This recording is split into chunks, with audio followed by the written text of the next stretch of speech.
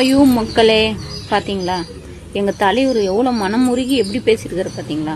அவர் முகத்தையே பார்க்க முடியல. அந்த அளவுக்குள்ள அவர் மனசுக்குள்ள அவ்வளோ ஒரு கஷ்டம்.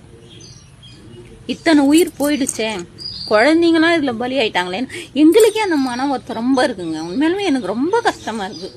நானே 2 நாளாக டிவி முன்னாடி உட்காந்துங்கன்னு இப்படி ஆயிடுச்சே இப்படி ஆயிடுச்சே, நம்ம தலைவர் வந்து பேசும்போதா இப்படி ஆகணும்.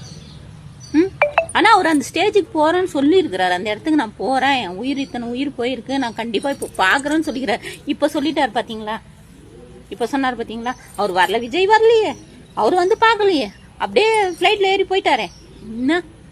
என்ன பேசுறீங்க? திமுககாரன் சதி பண்ணதுக்கு எங்கள் தலைவர் என்ன பண்ணுவார்?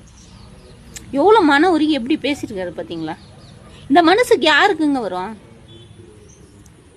அப்படியே ரெட்டையில கட்சியில் கரெக்டாக எடப்பாடி சூப்பராக வந்து பேசினார்.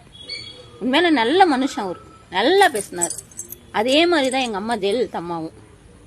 அவங்க பார்க்காத அவமானமா, அவங்க சந்திக்காதா ஜெயில் வரைக்கும் போய் வந்தாங்க. அந்த மாதிரி அந்த சோதனை அம்மாவுக்கு வந்த சோதனை இப்போ எங்கள் தலைவருக்கு வந்துக்குது. ஆனால் அதையும் கடந்து எங்கள் தலைவர் வருவார். ஆனால் இன்னைக்கு எனக்கு ரொம்ப மன வருத்தம் அவர் பேசுனதை பார்த்துட்டு. நாடா இந்த அளவுக்கு அவர் முகத்தையே என்னால் பார்க்க முடியல, அந்த அளவுக்கு எனக்கு மன வருத்தமாக இருக்கு. மக்களே புரிஞ்சுக்குங்க, தெரிஞ்சுக்குங்க, யார் நல்லவங்க யார் கெட்டவங்க, யார் சுயநலமாக வேலை செய்வாங்க, யார் சுயநலமாக இருப்பாங்க. நம்ம மட்டும்தான் நல்லா இருக்கணும், நம்ம மட்டும்தான் ஆட்சி ஆளணும், நம்ம இன்னும் மக்களை முட்டாளாக தான் வச்சுருக்கணும்னு சொல்லிட்டு யார் எப்படி யோசிக்குவாங்கன்னு மக்களுக்கு சொல்ல தேவையில்லை. மக்களுக்கு எல்லாமே தெரியும். இருந்தாலும் எவ்வளோ தெரிஞ்சிருந்தாலும் ஒரு சூழ்நிலை நம்ம ஒரு இடத்துல முட்டாளாக வரும் பார்த்தீங்களா? அவங்க நினச்சது நிறைவேற்றுறாங்க பார்த்தீங்களா?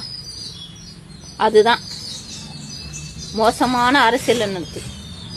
மக்களே எங்கே போனாலும் உங்கள் உஷாராக நீங்கள் தான் உங்களை பாதுகாக்கணும், தெரியுங்களா? நம்மளை நாமளே பாதுகாத்தாதான் நம்ம எங்கேயுமே போய் நல்லபடியாக வீடு திரும்ப முடியும்.